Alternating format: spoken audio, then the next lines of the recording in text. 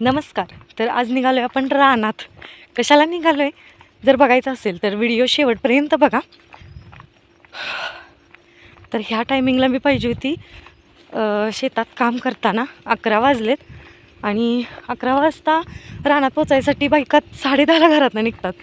पण कधीतरी जाणारी मी कधीतरीच जाते रानात, रोज अशी जात नाही. त्यामुळं घरातली कामच नाही ती आवरली.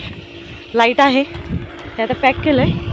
कदाचित वर कुणाच्या तर रानात पाणी असेल जी की ह्याच लाईननं म्हणजे ह्याच पाईपातून जातं. त्यामुळे ही पॅक केल्या जेणेकरून पुढच्या वरच्या रानात पाणी ओपन होईल.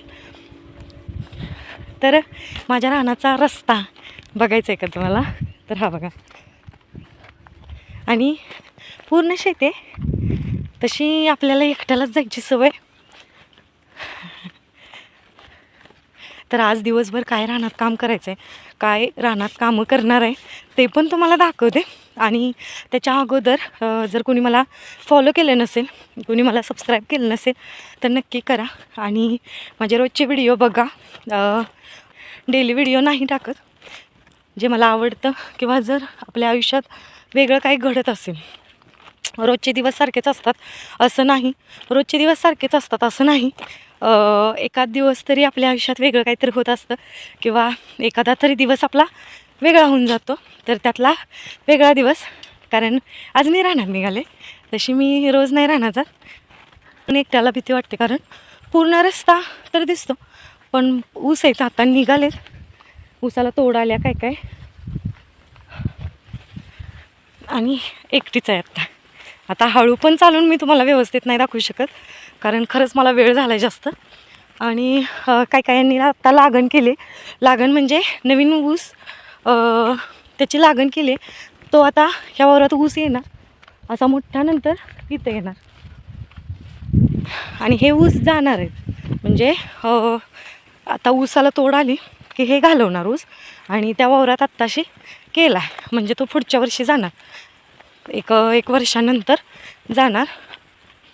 तर चला आजचं दिवसभराचं काय काय काम आहे ते पण मी सांगते. आणि मोबाईल घेऊन नाही बसता ना पण थोडं. तर पळत पळत रानात निघालो. रानात गेल्या गेल्या आपला पोशाख परिधान करायचा कारण रानातला पोशाख वेगळा असतो आणि घरातला वेगळा असतो. तसा माझा रानातला पोशाख मी परिधान केला आणि कानाला हा छोटासा टॉवेल बांधला.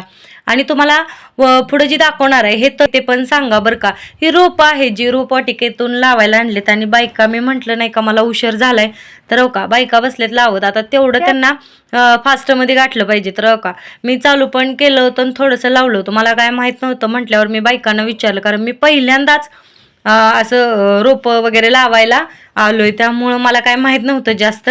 तर कोंबडी मॅडम आल्या आणि हळूच दर्शन देऊन गेल्या. त्या म्हणत होत्या आता महिना संपला की बाई श्रावण मार्गशीर्ष सगळं झालं आता तर आम्हाला खा. तर ते झालं आणि मी शिकलो बरं रोपं लावायला. आता ही रोपं कशाची आहे ती तेवढी मला कमेंट करून सांगा आणि तुम्हाला दाखवतोच पुढं. आणि पटपट आपलं एक कॅरेट संपलं की दुसरं, त्याला काय कॅरेट म्हणतात का काय म्हणतात ते पण माहीत नाही. पण पहिल्यांदा रोपं लावायला गेलो आणि मैत्रिणींनी मला सांगितलं कशी लावायची. मग ती मी बघून बघून परफेक्ट झालो आणि पटपट आपली रोपं लावत होतं.